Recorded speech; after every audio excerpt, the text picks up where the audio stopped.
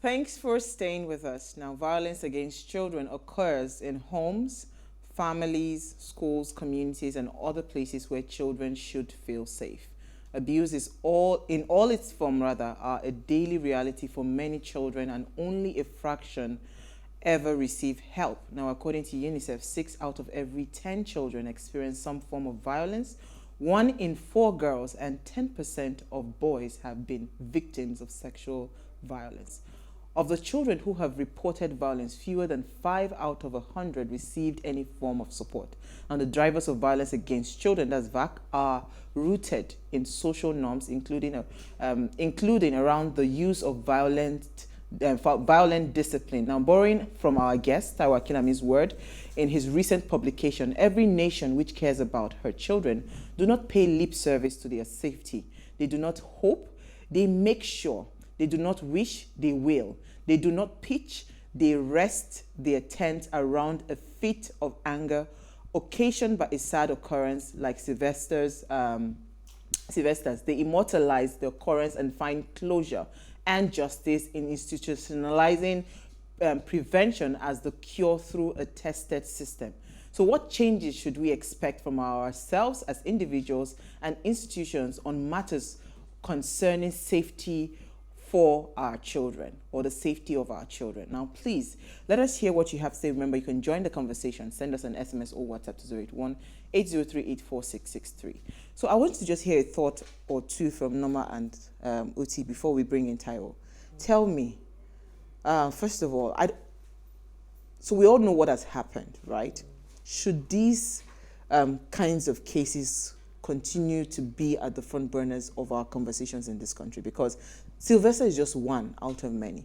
There was a young girl in Abuja that a used condom was found inside of her. Till today, no explanation.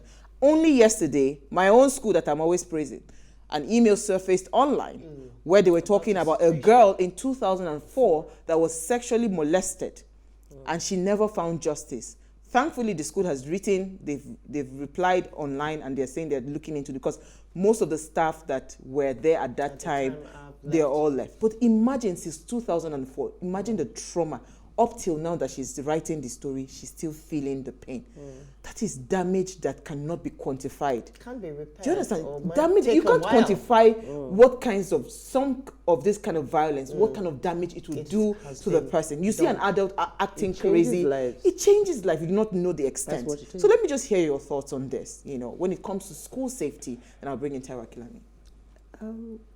For me, I don't think that so when you said it's at the front burner, I don't even think it's at the front burner enough, because it's been happening. It happened when we were in school. It keeps happening. We've gone from an era of silence and acceptance. We're now going into an era where the schools are unregulated and they are now covering up. You've gone from frying pan to fire, from bad to worse. And I mean, I like to always talk about Nigeria in a somewhat positive light, but this is just going with the flow, the way Nigerian things go.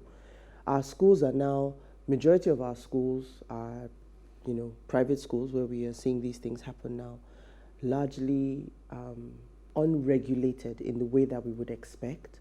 So the power that parents of means now wield in organizations like this is just distressing to see that in 2021, a 12-year-old boy in a school, I won't say as prestigious, but I would say as popular in the kind of area where you find at a school like Dowen College, that a child would lose their life, that a parent would put their child's safety in the hands of an organization at an exorbitant fee, and the safety of the child is still not guaranteed. And then the school lacks what appears to be the integrity to own up to the truth. It's very sad to see. Very sad. Noma, let me hear your thoughts quickly. It's very disturbing, because already I would want to say that even though this is not new, right, it takes me back in time to when we were in school, and the trauma a lot of people, I currently have people who don't want to hear anything about their time in boarding school and what they had to go through. Anything that will remind them about that time in their life, they shut it down, because some of them are yet dealing with the trauma of several years back in their lives, right? So bringing it back to 2021 and taking it from where Uti stopped, where you say that in these times, we still have it at a magnified level. And now we have social media that brings it to the fore. Coincidentally, even my my alma mater was also in the news recently about a young girl. Looking at that video, I saw a young girl traumatizing the person she was beating was older, well, bigger. I'm not sure about older, but bigger than she was. But probably because she was a senior student, she had the right to be. And somebody was videoing it. And recently I was having a conversation with someone and I said, these are 17, the oldest you can find amongst these children, 16, 17, 18-year-olds. And you have come to the point where you can victimize other students. So abuse has been there from day one. It has always been. Just that now is the level. Paying attention to it is the part two. A lot of the parents we have today didn't deal with the situations that they faced. So some of them are having to tell their children now to brave up, right? Oh, it's just part of school. No way. They do not even realize that they are victims themselves. As well, yeah. You know what? Let me bring in our guest. Taiwo Akinlami is a social development lawyer, co-founder, Power Parenting Company, Parents' Rights to Social Protection advocate, and publisher. Akinlami is arguably Africa's foremost child protection thinker and practitioner. His unique philosophy and teachings on family, strengthening child protection and related matters have been well received in over 133 countries. Akinlami is also a prolific writer, poet, and blogger, and he's a friend of the house, always answering our call. Thank you so much, Taiwo Akinlami. And he's joined us live in studio. It's always strange when we see you live. Thank you so much, Taiwo Akinlami. Thank you so much for having me. You know, this conversation, I'm really heartbroken, but I don't want to come from the emotional part of me to have this conversation. What went wrong? Let's start from there. Well, let me first commiserate with the parents of Sylvester. I think in a sense, I feel the pain of the parents. 15 years after getting married, we welcomed our first child. That child is just 6 weeks old.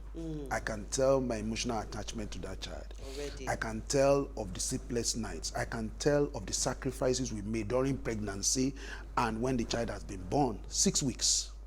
If I feel that way, this way towards that child, how much more? 12 years. 12-year-old of labor, of support, of training. Then in a place that is supposed to be the safest, not NSAS. The boy did not go for NSAS protest. It was not at Lekki Toll Gate. It was in school where the parents sent him to. And in that place, under the glare and the watch of those who are supposed to protect him, his life was snuffed out of him. He wasn't even in Ajagbadi primary school or secondary school, somewhere in the bush, somewhere in the outskirts of Lagos. He's in a sophisticated, supposedly school. In quotes, yes. In quotes. And it is in that place that life was snuffed out. Somebody dropped the ball. The facts of the case revealed that. But I want to start with the provisions of the law. Section 2 of the Child Rights Act, 2003, which has been domesticated in 25 states of the Federation. Says, and let me quickly quote, a child to be given protection and care for his well-being. A child shall be given such protection and care as it is necessary for the well-being of the child, taking into account the rights and duties of the parents, legal guardians, or other individuals, institutions, service, agencies, organizations, or bodies legally responsible for the child. Now, subsection 2, every person, institution, service, agency, organization, and body responsible for care or protection of children shall conform with the standards established by the appropriate authorities, particularly in the area of safety, health, welfare, number, and suitability of their staff and component supervision. Now, the law is clear, but when the law is clear, implementation is not always clear. So this law speaks about appropriate authority, standards. So what is the standard of running a school in Nigeria on paper? In 2015, there was a report on violence against children. This report found very disturbing statistics, established very disturbing statistics of the abuse of children. On the basis of that report, 2015, there was now a priority action, which says that one of the reasons why children are abused, particularly in institutions, is because there's no system in place, child protection system, for the purpose of protecting these children. And so that priority of action now recommends that it is now mandatory for every organization working with children to establish a child protection system, codified into policies, broken down into processes on which everybody is trained on their role. And this policy must be reviewed from time to time. So what is a policy? A policy, what is a system? A system is coordinated approach when it comes to child protection. Coordinated approach to anticipate the needs of children, to anticipate the threat to them, to make adequate preparation, to meet those needs and mitigate those threats well before they arise according to standard, according to global standard, according to the letters of the law. Now, the question today is, how many schools in Nigeria are living according to the tenets of that provision? The question today is that you are teaching British curriculum. The Britain, where you brought the curriculum from, do they run their school without a child protection system? No. Codified into policies, broken down into processes? UAE there, you cannot run a school without a child protection system, codified into policies, broken down into processes. The other day, British Council invited me to talk to a group of schools. So when I finished speaking to them, we were in Southern Sun, we were having that conversation. When we finished the conversation, and I was having, during lunch, over lunch, I was talking to a school owner, and the school owner told me, said, Mr. Akinlami, all these things you are saying, child protection or our school. That is, child protection does not sell a school. This is a leader of a highbrow school in this Nigeria. He said, child protection does sell. I said, so what sells school? Motivation. Encourage the parents. They should believe. He said, that is what sells school. Now, that is under a platform that invited them and was trying to let them see, because at that time, British Council took a decision. We are not going to do any training for any school without bringing in the component of child protection. And so they brought me in to do that part of the conversation. And they gave me the opportunity to interact with schools. Some schools saw the point that we were making. But a particular school told me that child protection does not sell a school. Now, safety does not sell a school. Protection of children does not sell a school. Who's at fault? So the question there for me, and it's one of the things that we talked about, where parents have a role to play in all of this. Because when you say that child protection doesn't sell a school, that means the parents don't care about child protection. And this is where we come back to the fact that everybody on social media now, everybody is shouting, he is appalling, what happened to him? I don't believe it. But here you have the facts. A school is saying that it doesn't sell because parents are more concerned about grades. They are more concerned about grades because now they can afford to buy grades. The school. But for the schools, for me, the question is, when parents today are going to these schools, because my point of view is, do you share the same values of your school? I don't know if you saw the video that trended a few months ago of I think it was a 2-year-old, 3-year-old, where they drove a brand new GX 460 into the school. It was a present for the boy. And the school brought out all the children. And lined them up to see the car and clap and present. Now, what values should we be looking for in schools? Because if we even say that child protection is a stretch, at the very best, parents, you are protecting the rights of your child. What should they be looking for? What are the important things? Because clearly, as parents, we've missed the mark. Well, for me, number one, we need to understand that the number one responsibility of a school is not to teach. It's to protect children. Absolutely. Because they have a duty of care. Yeah. Once you drop your child to a school, the school has a duty of care to protect children. If you cannot vouch for the school to protect your children, then you have no business putting your child there. That's cool. When you on your phone, you have 3-level security. You can't go and publish your account PIN number. You can't publish on the sign on the billboard. These things are supposed to be less important than a child. Then when it comes to a child, you just look at what the school says about itself. You won't ask the critical question, do you have in place a child protection system? Let's see it. Let's see whether it's What are your laws against bullies? What are your laws against bullying? And let me tell you a pathetic story. My client relocated from the UK 4 years ago. And in the way people look for schools, she looked for a school. And they told her, this is a very good school in this Lagos. And she registered her child there on the recommendation of the fact that her younger sister registered her child in that school also. So this boy was allegedly sodomized. The 10-year-old was allegedly sodomized.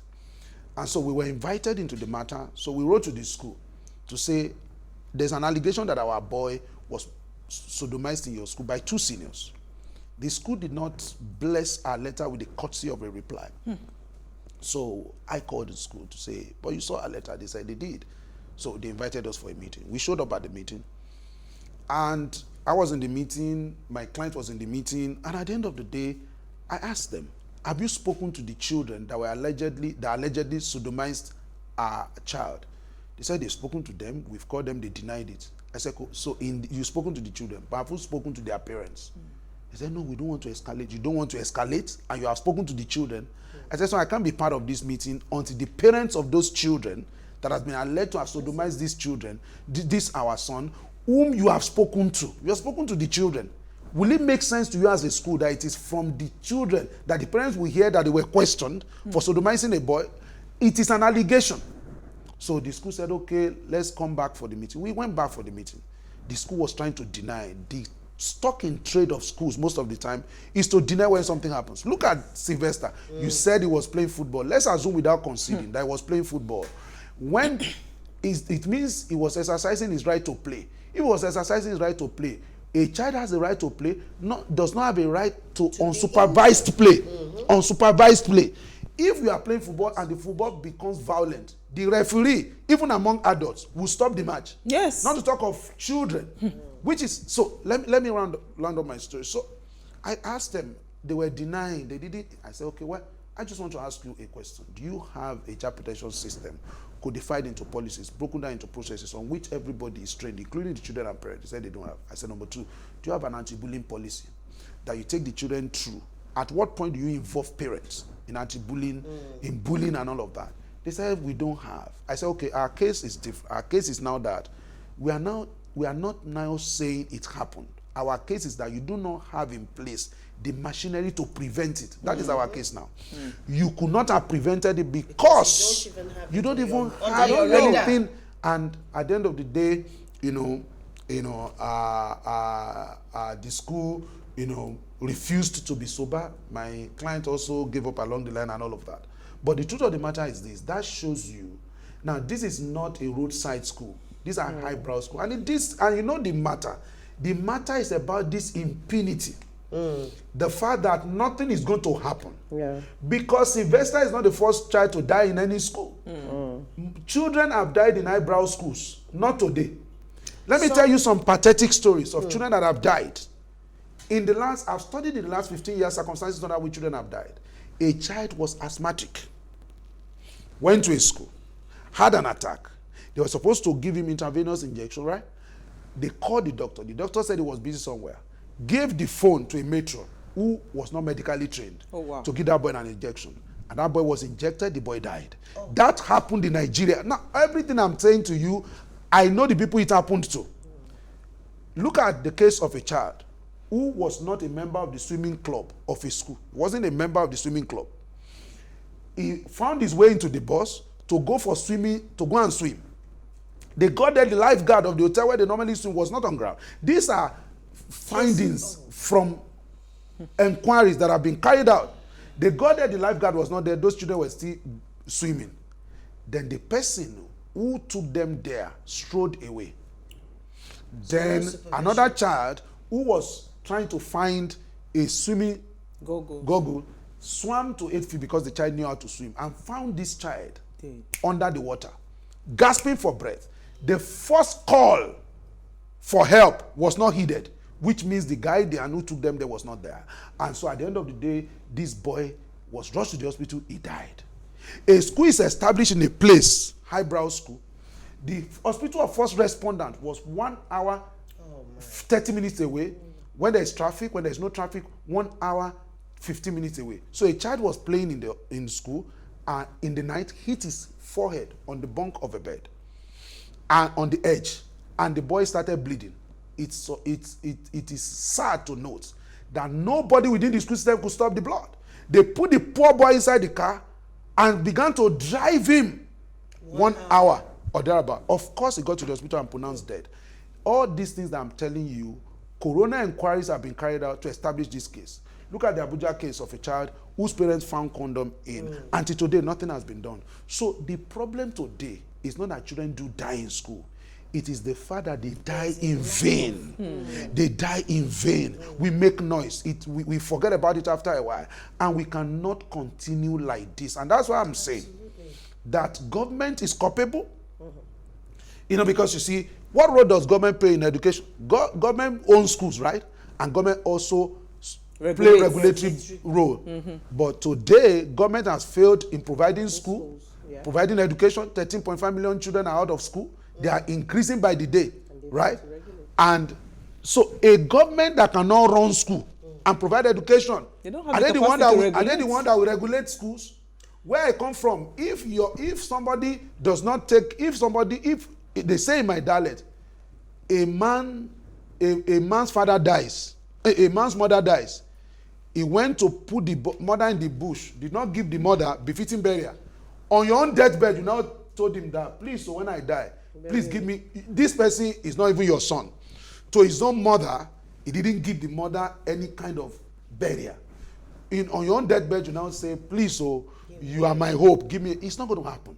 If a government does not run their own school, how are they going to regulate?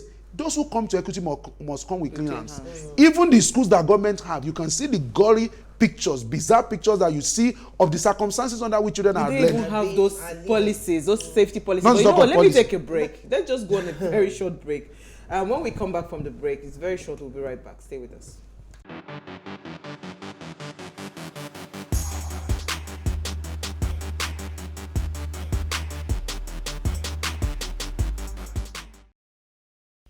Thanks for staying with us. Now, if you just tuned in, we're having a very, I don't know what to call this conversation. Yes, it's a very intense conversation with Taiwo Akinlami on ensuring safety in our schools. Now, please let us hear what you have to say. Remember, you can join the conversation. Send us an SMS or WhatsApp to 081-803-8463. We have a comment. I just want to quickly read this. Good evening, ladies and gentlemen. On ensuring safety in our schools, everyone who works in school deserves that. From the administrative staff to teaching staff, non-teaching staff to students, all deserve that as well. I don't understand. Are you saying they deserve safety as well? But as the saying goes, all students are equal, but some are more equal than others. I think you have some comments, then we'll come back to time. So, I'll take this one. It says, the fact is things have gone very bad. This is speaking as a former boarder who took my fair share of bullying from immature seniors. I advise parents to ensure their kids are day students, if possible for the junior classes, and possibly become boarders in senior classes. It reduces the tenor of abuse and gives the child time to mature to mid-teens. Okay, I have one here. It says, safety in our schools and society at large starts from home. Average Nigerian is a bully because of our upbringing. Most of us just haven't seen who to lord it over. Parents are not raising kids with love, rather with what they term spare the rod, spoil the child. Kids are meant to believe they can't be corrected with love, but rather with bullying and violence. And those kids go out and treat others same. It's high time we evaluate our ways of raising kids. We should raise kids with love, correct them with love, and allow them to blossom to their full potential. Which brings me to the question that I wanted to ask.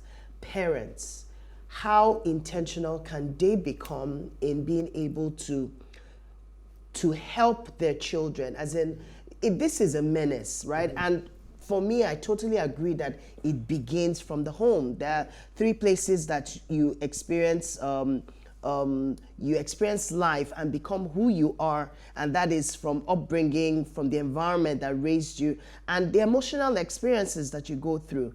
And we see these cases of, I was having a conversation with someone recently, and I said, the victims become those who begin to victimize others. Some of these people who are bullies were once being bullied, and then suddenly they also become the predators that we see today. How do parents become intentional in helping to raise? I know that the society that we live in is tough. How do parents become intentional? First of all, aware of what is going on. Case in point, Sylvester's case, because we can hear this, talk about it, and move on. How do we begin to raise really serious awareness for parents to pay attention to the impact that they have on their children and how it ultimately impacts them even while they're in school? I empathize with the Nigerian parents. Nigerian parents is going through a lot. A lot. You think about school fees, think about rent, you think about security, you think about everything. You're your own government. Nigerian parent is every parent in Nigeria is a local government chairman responsible for everything. So I empathize with parents, and I cannot sit here and condemn any parent. What I would say, however, is that since you have brought these children to this world, you are laboring to pay school fees. School fees is not your problem. If it is your problem, one way or the other, you have been able to solve that problem. Add a bit of intentionality to that labor. Ask critical questions. What machinery, you may not even say child protection, what machineries have you put in place to ensure that my children are safe in this your school? How regularly do you train your teachers? What system is in place? These are questions we must ask, because if you don't, it's gone are those days where you go to school and say, are my children safe? What are they going to tell you? They're going to tell you the children are safe. It is your responsibility to ask the question, what machinery have you put in place to ensure that my children are safe? And those are the questions most parents are not asking. For example, in Dowen, it has been said now that PTA was forbidden. Parents were not allowed to meet. And in a school where people are informed Nigerians, I can't empathize with the parent. A school will tell you that you cannot meet to decide the future and the present of your children. And you said decide how you want these parents accountable, and to decide how you want to decide how you want to partner with them, and with the level of your information, with the level of your exposure, as someone who has done well for himself or herself, you accept that as a way to go. I found that very, very sad, very, very unacceptable. So you see, if you register a child in a private school, you are a customer. If you are a customer, you have the right to ask questions. And customer is always right. Now, the only foolish question you will ask in a school is the question you refuse to ask. And if they tell you that your questions are foolish, then they are not wise enough to receive your children and to receive your money. So, but the unfortunate thing is that parents don't pay attention to these things. They just believe that all will be well. And they just believe that it's God that will look after the children. As if God is going to come down from heaven to look after these children. God is going to use people to look after the children. When the system does not work, then there's a problem. So there was a question you were asking me, boarding school.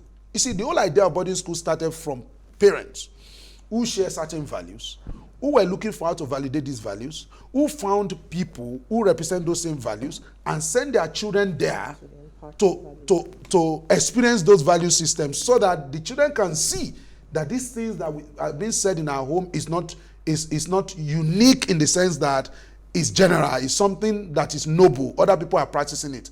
That's how the whole idea of boarding school began, before it became institutionalized, which means if you are going to send your child to a boarding school, the number one question to ask is that, is the school in conformity? Did they share your value system? Because when you send the child to school, I think 2010, a woman called me to say, Mr. Akinlami, please, can I send my 8-year-old to boarding school? I said, well, that's not a question I'll be able to answer, because I don't have the facts to answer that question. I said, what do I mean? Is your child, how did you train your child? Is your child independent? Because how independent you want the child to go and get in boarding school. That's why people say, I send my child to boarding school for independence. No.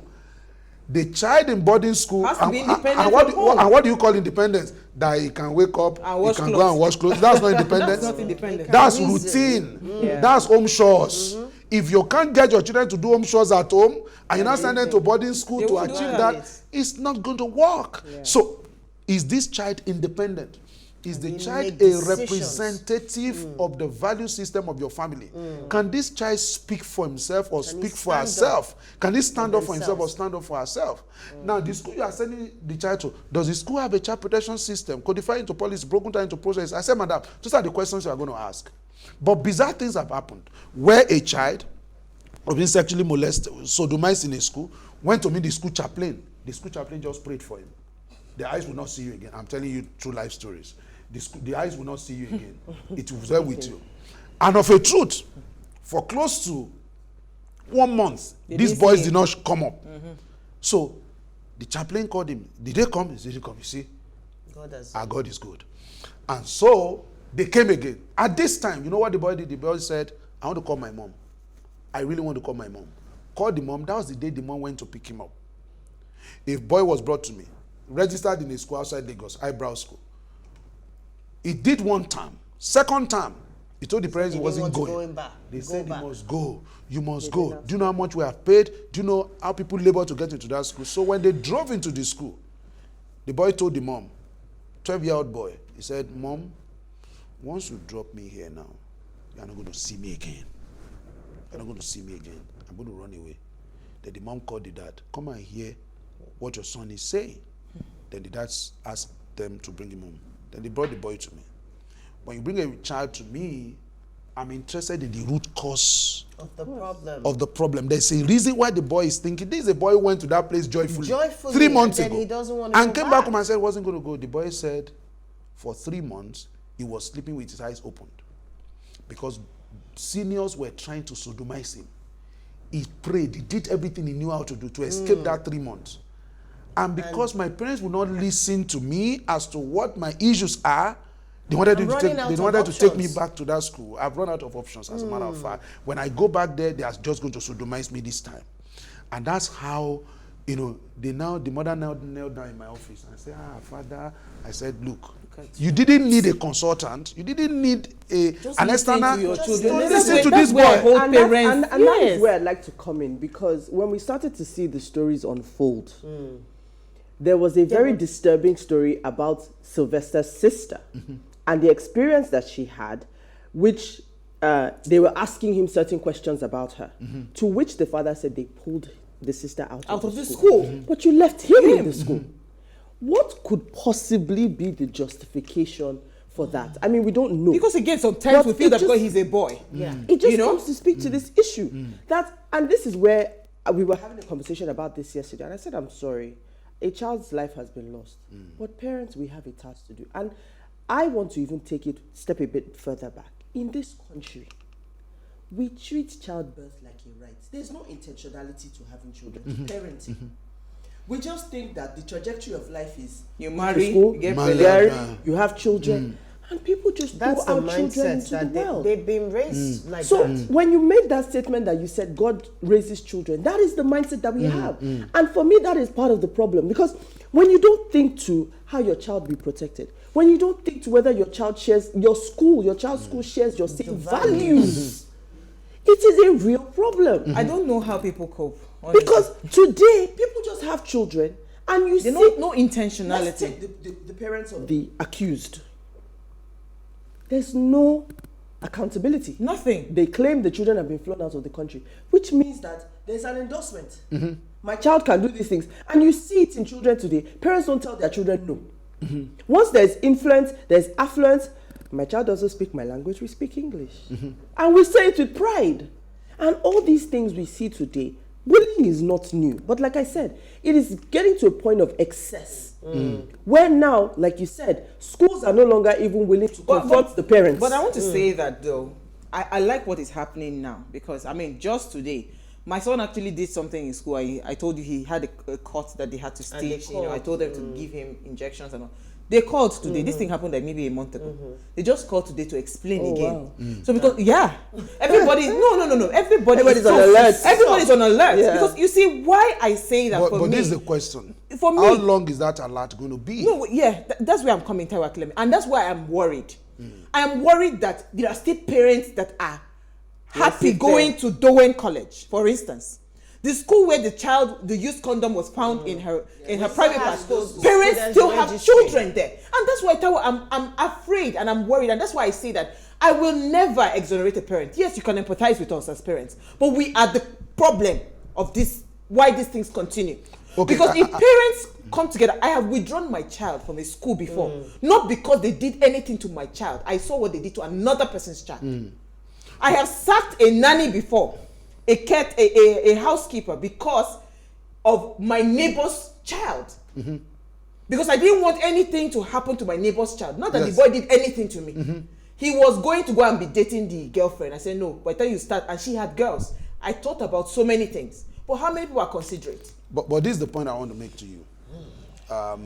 If we're going to solve this problem, it has to be, we have to look at the many parts of it. Absolutely. Because there are many parts to it. Absolutely. In a country, there are 4 rings of protection. The family, the community, the state, the international community. You don't depend too much on the international community because it's a game of interest. But you can depend on the family, you can depend on the community, and you can depend on the state. If the state understands. Now, this is the issue. Let me give you a quick example. In 2016, We have like a minute to go. Okay.